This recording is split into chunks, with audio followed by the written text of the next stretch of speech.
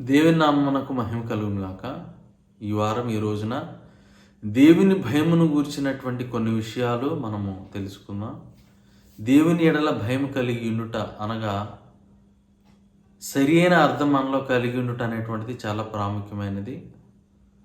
దేవుని అందరి భయం అంటే పాపం చేసి దేవుడు శిక్షించినప్పుడు కలిగేటువంటి భయం కాదు, కానీ దేవుని ఎడల భక్తితో, అదేవిధంగా ప్రేమతో, గౌరవభావంతో, ఆరాధనా భావంతో, వినయంతో, విధేయతతో, పరిశుద్ధంగా కలిగేటువంటి భావనే దేవుని అందరి భయము, భక్తి కలిగి ఉండుట. అయితే సిఎస్ స్కోఫీల్డ్ గారు దీని గురించి ఏమని నిర్వచనం చెప్పారంటే, పాపం మీద ద్వేషంతో భక్తితో కూడిన దేవుని ఎడల నమ్మకము అని సిఎస్ స్కోఫీల్డ్ గారు చెప్పారు. అయితే మనం తెలుసుకోవాల్సింది ఏంటంటే, ఇది వారసత్వంగా రాదు. దేవుని ఎడల భయము మన పిల్లలకు మనం నేర్పించాల్సిన అవసరత ఎంతైనా ఉన్నది. మన పిల్లలకు మనము దేవుని ఎడల భయాన్ని నేర్పించాలి అని ఆజ్ఞాపించాడు ప్రభు ద్వితీయోపదేశకాండం 4:10.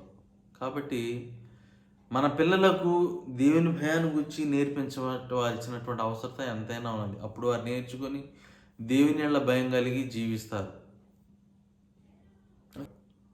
యెహోవాయందు భయభక్తులు కలిగి ఉండుట తెలివికి మూలమని సామెతల గ్రంథంలో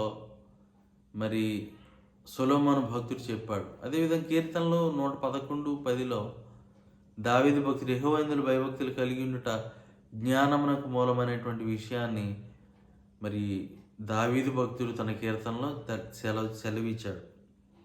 అదేవిధంగా దేవుని ఎడల భయభక్తులతో ఉంటేనే ఆయన నిజంగా సేవించగలం. ఆయన సేవించాలంటే భయభక్తులు కావాలి.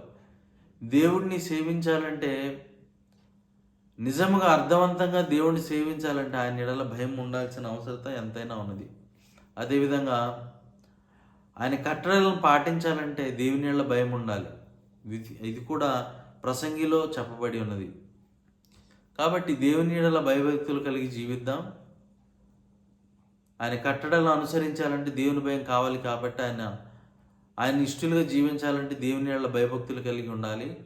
కాబట్టి అది కలిగి జీవిద్దాం. దేవుని ఎడల భయభక్తులు కలిగి జీవిద్దాం. ఆయన సంతోషపడాలి. దేవుడి మాటలు దీవించును గాక.